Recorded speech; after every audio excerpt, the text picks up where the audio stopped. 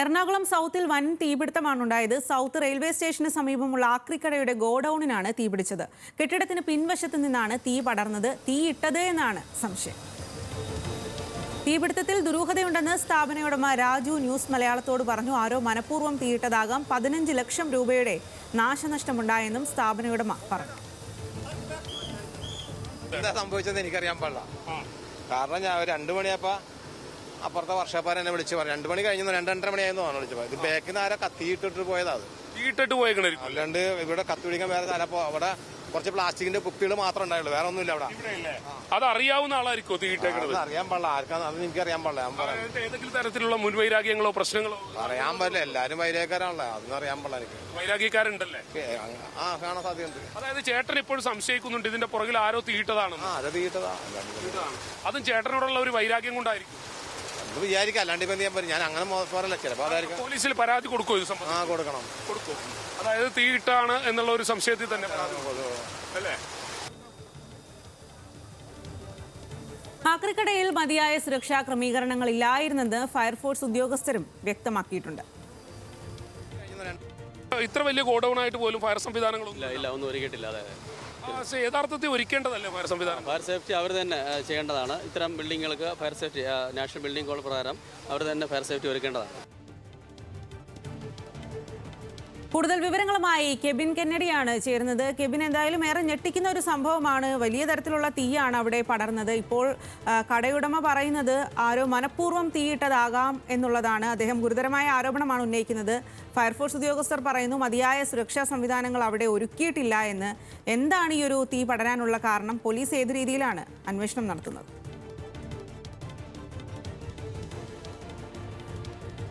സ്വാതി, ആദ്യഘട്ടത്തിൽ ഇപ്പോൾ തീ പൂർണ്ണമായും നിയന്ത്രണ വിധേയമാക്കിയിട്ടുണ്ട്. ഇപ്പോൾ പോലീസിൻ്റെ പ്രാഥമികഘട്ട പരിശോധനകൾ നടന്നു വരികയാണ്. അതായത് ഇന്നലെ രാത്രി 1 മണിയോടുകൂടിയാണ് ഇത്തരത്തിൽ ഇതിൻ്റെ ഈ കാണുന്ന കടയുടെ ഗോഡൌണിൽ നിന്ന് തീ പടരുന്നത്. തീ പടരുന്നതിന് ശേഷം അടുത്തുള്ള വീടുകളിലേക്കും മറ്റ് സ്ഥാപനങ്ങളിലേക്കും വ്യാപിക്കുകയായിരുന്നു.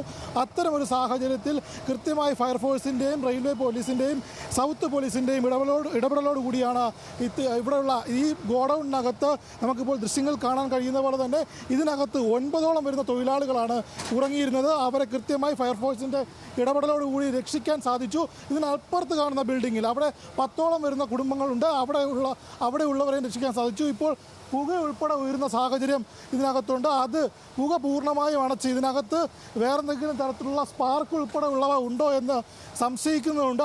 അതിൻ്റെ ഭാഗമായിട്ടാണ് ഇപ്പോൾ അകത്തേക്ക് നേരത്തെ നമ്മൾ ദൃശ്യങ്ങൾ കണ്ടതുപോലെ തന്നെ ഇപ്പോൾ പൂർണ്ണമായും പുക അണച്ചതിന് ശേഷം ഇവിടുത്തെ മുകളിൽ എന്തെങ്കിലും തരത്തിലുള്ള സ്പാർക്കോ മറ്റു കാര്യങ്ങളോ ഉണ്ടോ എന്നറിയുന്നതിന് വേണ്ടി അകത്തേക്ക് ഫയർഫോഴ്സ് ഉദ്യോഗസ്ഥർ കടന്നിട്ട് അവിടെ വെള്ളം കൊണ്ട് ആ പുക മറയ്ക്കാനും ഫോം കൊണ്ട് അകത്തേക്ക് കയറാനുള്ള ഇവിടെ പ്രാഥമികഘട്ട പരിശോധന അനുസരിച്ച് ഇവിടെ യാതൊരുവിധ സുരക്ഷാ സംവിധാനങ്ങളും പാലിച്ചിരുന്നില്ല.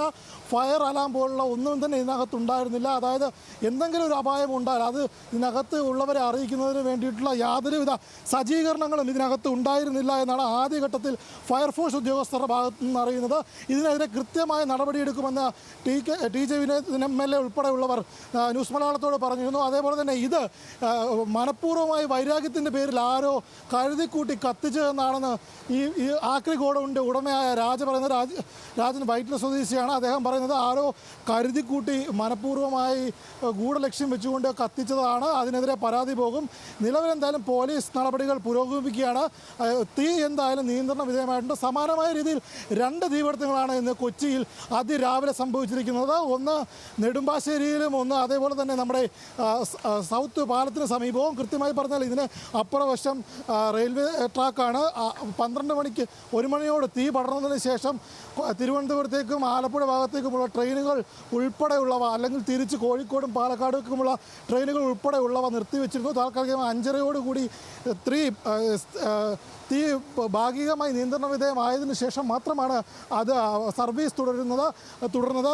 ഇപ്പോൾ എന്തായാലും ഫയർഫോഴ്സ് ഉദ്യോഗസ്ഥർ ഏതെങ്കിലും തരത്തിൽ തീയുടെ ഏതെങ്കിലും കണികകൾ ഇതിനകത്ത് ബാക്കിയുണ്ടോ എന്ന് പരിശോധിച്ച് ഇതിനകത്തുള്ള എല്ലാ അതായത് ഇതിനകത്ത് പേപ്പറുണ്ട്, മെറ്റലുണ്ട്, അതേപോലെ തന്നെ കമ്പികളുണ്ട്, തകര ഷീറ്റുകളുണ്ട്, തടികളുണ്ട്, അങ്ങനെ എല്ലാത്തിലും തന്നെ വെള്ളം ഒഴിച്ച് തീ അണയ്ക്കാൻ, അതായത് ഒരു കാരണവശാലും ഇനിയൊരു സ്പാർക്ക് ഉണ്ടാവരുത് എന്ന് കരുതി കൃത്യമായ രീതിയിലുള്ള സർവ്വ സജ്ജീകരണങ്ങളും ഇവിടെ ഒരുക്കുകയാണ്. ഈ ബിൽഡിങ്ങിൻ്റെ തൊട്ട് താഴെ താമസിക്കുന്ന, അതായത് അജി എന്ന് പറയുന്ന വ്യക്തിയാണ് ആദ്യമായി ഈ തീപിടുത്തം കാണുന്നത്. ഉടനെ തന്നെ പോലീസിൽ അറിയിക്കുകയും അതേപോലെ ഫയർഫോഴ്സിനെ അറിയിക്കുകയും ചെയ്തത്.